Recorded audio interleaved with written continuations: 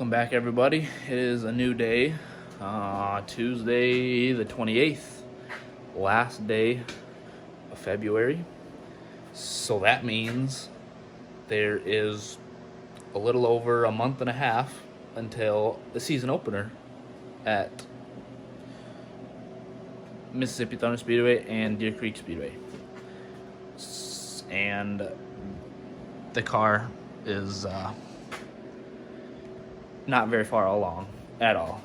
So either I'm gonna need to kick it in high gear or it's not gonna be ready.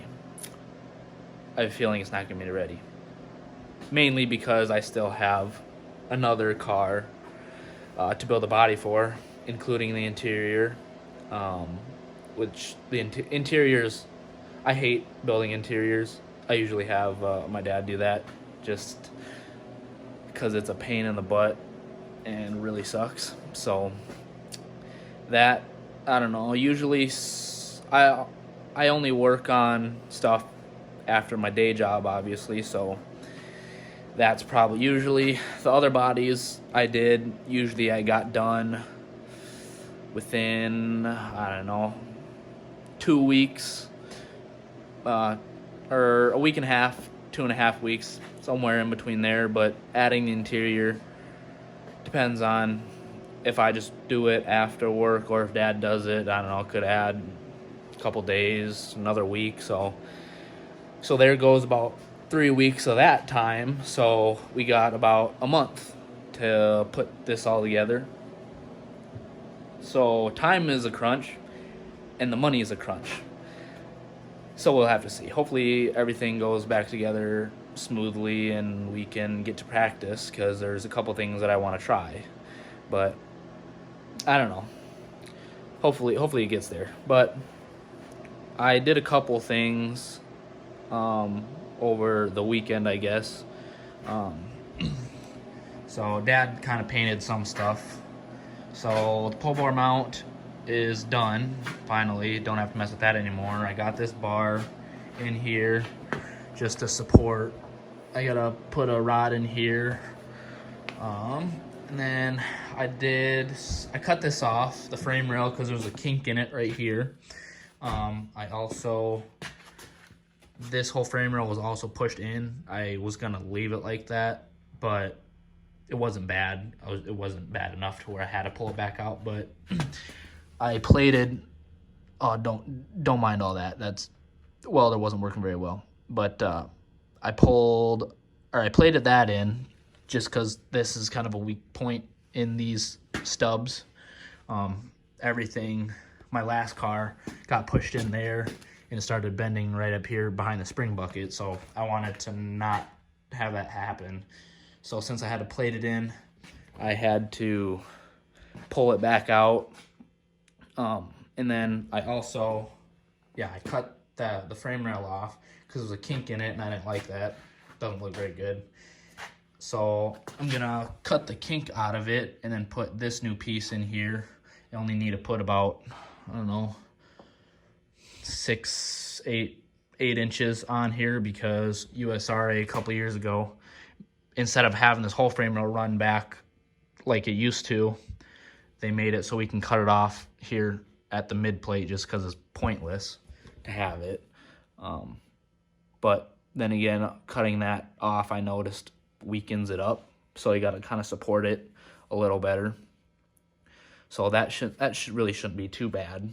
But I don't know, it's coming along, I guess. Cutting and welding and I don't know, I can't even think right now. But the fabrication side of it always sucks. You do so much work, but yet it looks like you did nothing at all. So hopefully, I really want to get the floor pan in there and then start building the interior. But before I do that, I have to weld a bar in right here, because my lift isn't wide enough to go from this bar all the way over to that frame rail there. So I have to weld in a little bar, or a bar here and then here, just so that the lift has a contact point.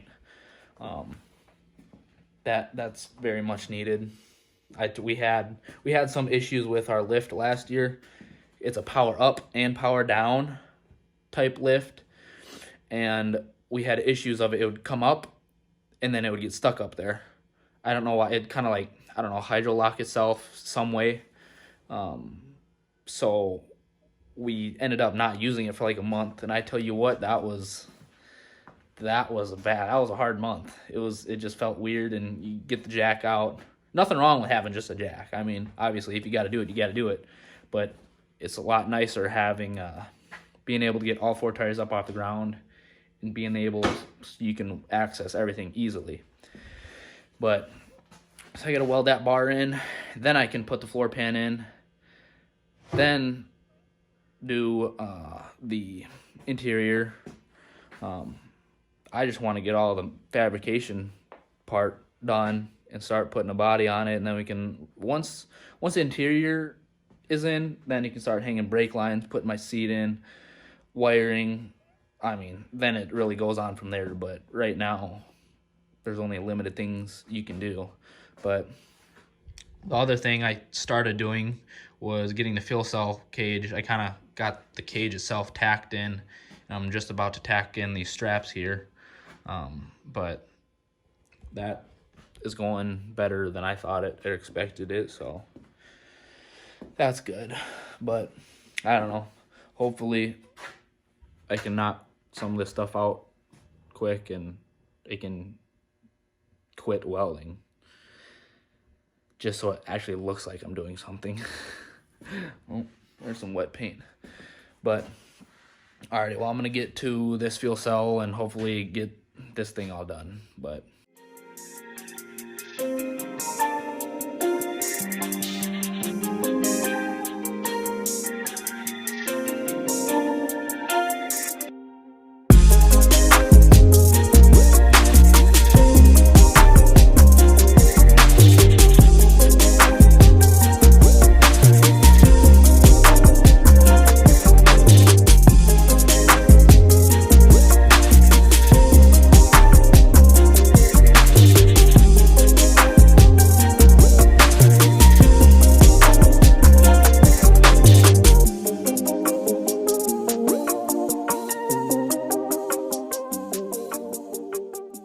alright, so I got the fuel cell cage pretty much all welded up. I got like 98% done, and I just need to weld this corner and then that corner, and then it'll be done. But of course I ran out of wire, but I got a lot more welding to do anyways, so I need more wire. So I think I'll run to the store and get that. But yeah, that's unfortunate. That's my kind of luck, just a stupid luck. But one step closer. Oh yeah, this fuel cell also, or the cage, or I don't even know, cage, case, the case. There we go, the case. This is nice and which side? It's nice and rusty. So this fuel cell is actually an older safe fuel cell, which are really nice, super expensive though. I was looking to get a new case. It's like $400 just for the case. I'm like, yeah, no, that's not gonna happen. So then I was looking at other fuel cells. I kind of want like a wedge teardrop kind of fuel cell. They're just nice, but those are also like $450. This is the cheapest one I could find, so that's not in the budget, and we don't need it. So what we're gonna do is cut out a chunk of this plate that I used to make the floor pan and set it in the bottom right here, just to give it a little more structural ability. And these straps are gonna all hold it in anyways, so it really doesn't matter if it's all that rusty or if it's rusty like that. But yeah, so that's kind of fuel cell. To have a nice fuel cell is pretty nice. This one, the bladder itself is really nice. The case is just junk. That out there, the bladder has a dipstick, which is really nice. We had to just make our own stick before, so that's kind of nice. It is a really nice fuel cell. It's just a little old. That's what you'll get, because a bunch of water gets trapped. There is a hole right there for water to go out, but the fuel cell isn't ever going to be level, so it all runs into one corner. That's why it's all kind of, that was the front of the fuel cell. So, but yeah, I mean, they all do it over time, so it's nothing to worry about. But another thing is, so our tranny, let's see here. So I had one of my buddies that I kind of race with. I can't use words today. Anyways, the input shaft of our tranny got stripped, so he kind of redid the splines here. It's nothing special. He just did what he could. The wire that he used or whatever is actually going to be harder than the input shaft metal itself, but the coupler sits on there nice and tight anyways. So with why it's stripped is, let's see here. So with the bell housing that we use, I don't know anybody using, here. The bell housing that we use is an aluminum reverse mount bell housing, just because it's a lot lighter than a steel, like a regular steel bell housing. In the rules, it just says it has to be SFI rated or something, and it doesn't say it has to be steel or aluminum. So we ended up using that. We're getting the aluminum one, but the issue with the aluminum one is with a reverse mount. Usually, to reverse mount, you run a reverse mount starter with a small flywheel, and we have to run a big flywheel because we have to put the starter in the stock location right here.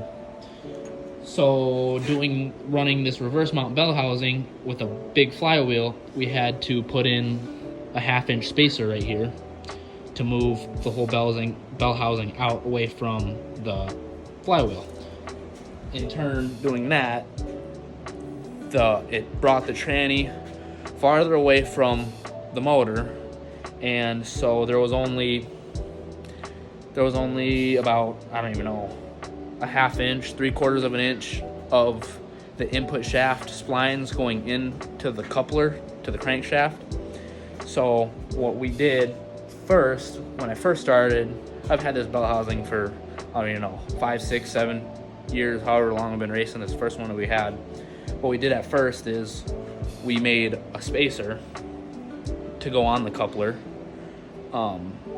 so that we could push that coupler onto the input shaft farther, so you can use all of the splines in there instead of just half the splines.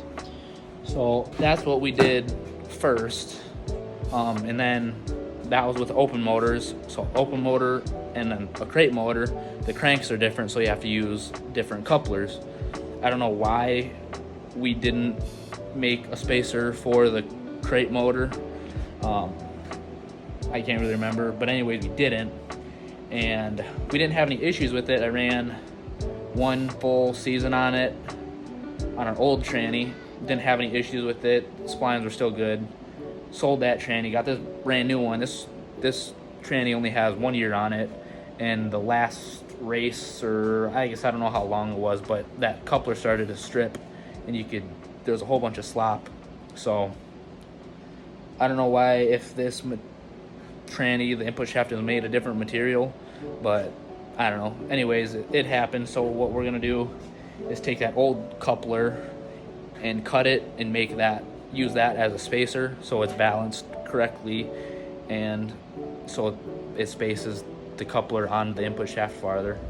So luckily, I had my buddy, I had him weld it and grind it down to redo the splines, because they wanted, I think it's about $450 just for this piece, this input shaft right here. $450. That's crazy. I mean, it is nice stuff, but that's crazy.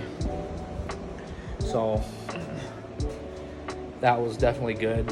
He only wanted like $100 to do that, so, which, you know, it's not the nicest, but it'll get the job done. Plus, we're gonna stick a spacer on there. It's gonna stick the coupler on farther onto the original splines more than the welded. So, I mean, it's gonna be good. So, other than that, there wasn't too much wear and tear on any of the parts that we got that I used last year. I'm kind of throwing this car together with parts that we just have laying around. It's nice to have nice stuff, but you don't need nice stuff to be fast and competitive. I guess that goes to show. I mean, I'm not saying I'm fast by any means, but I can hang in with them and be competitive with the stuff that I got. It's not junk, but it ain't nice. But we also get more we do get satisfaction out of beating fast guys with when they run all the good stuff and I got what I got. So, but also, so front end suspension wise, at Dualman's LDR, they got a steering box for this. So the original steering box that we had in here, it's an old steering box. They're hard to come by anymore. Those originally are like, I forget the ratio, like 12-1 or whatever. And then so you have to, with that steering box, well, I had a steering quickener, like a 2-to-1 steering quickener, because the box was like 12-1. So you have the box, steering quickener, then the steering wheel. That original box, I had nobody check it out. I bought the car was sitting, my last car, the car was sitting, I don't even know, 12, 14 years. That was the original steering box. I don't know if anybody went through it or not. We turned it on the bench, you know, it seemed to work, so I put it in the car and I raced it 2.5 years like that with that steering box. But I don't know anything about it, so what we did is with that original steering box that I had, you can go in and modify it to go from 12-1 to 6-1, so it can be quicker, so you don't have to run a steering quickener, which would be nice. But those steering boxes are like $600 if you can come by them. So what we ended up doing is I traded Adam at LDR.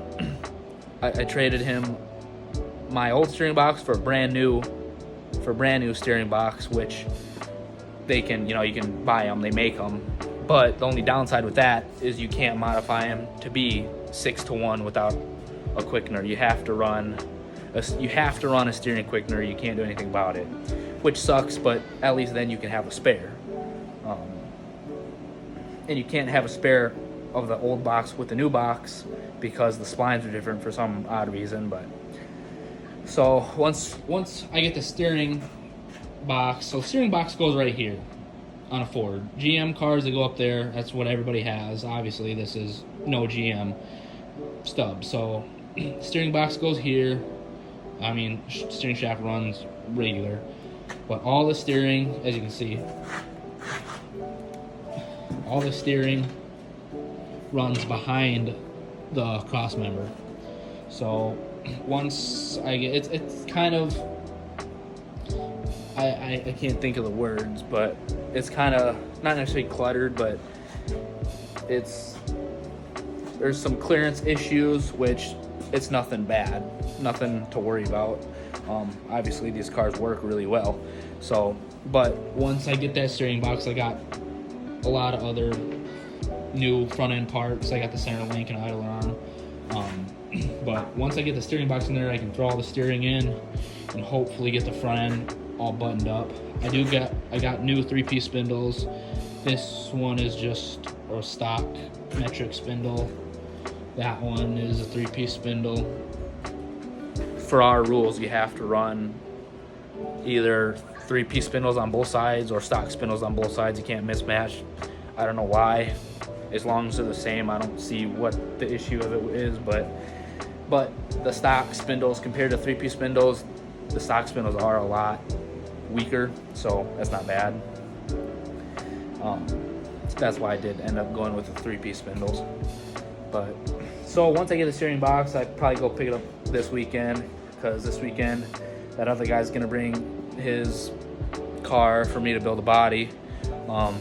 So once I go with the aluminum, I can stop over to Duelman's and pick up the steering box, and hopefully front end wise I can get kind of buttoned up. Still got to take it apart again eventually to put the new parts on, but at least when we roll it around it can be steered a lot easier.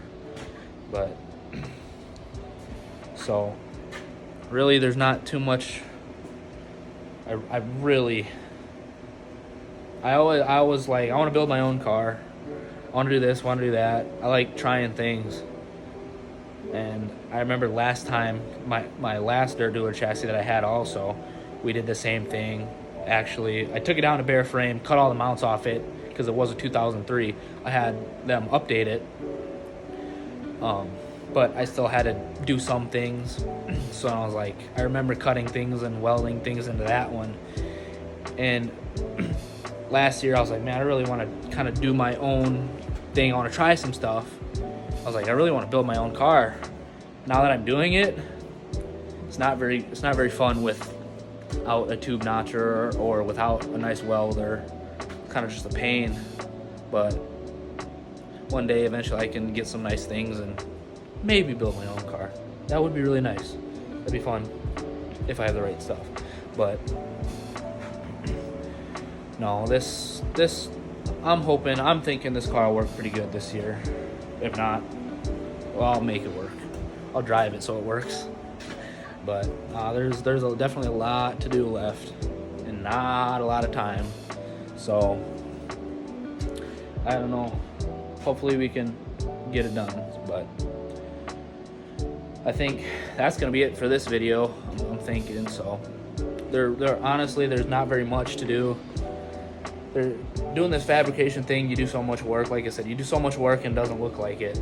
So there's not very much to film and for it to be entertaining. So there's not very much to do this week. That's kind of why I'm trying to get this video all done in one sit around here. But no, I think that's probably gonna be it. I don't know what I'm gonna start on next. I need to go to the store and get some wire for the welder. So, but all right, that's gonna be it. Thank y'all for watching. Like, subscribe, comment. You know, honestly, share this as much as you can. Facebook, ask me questions, anything. Sharing this helps tremendously. Facebook, Instagram, TikTok, I don't even care. As long as somebody can share it, it's doing me a solid. And then hopefully we can grow a little bit and start doing something. I don't know, but alrighty, I think that's gonna be it. So thank y'all for watching, and then stay tuned for the next one.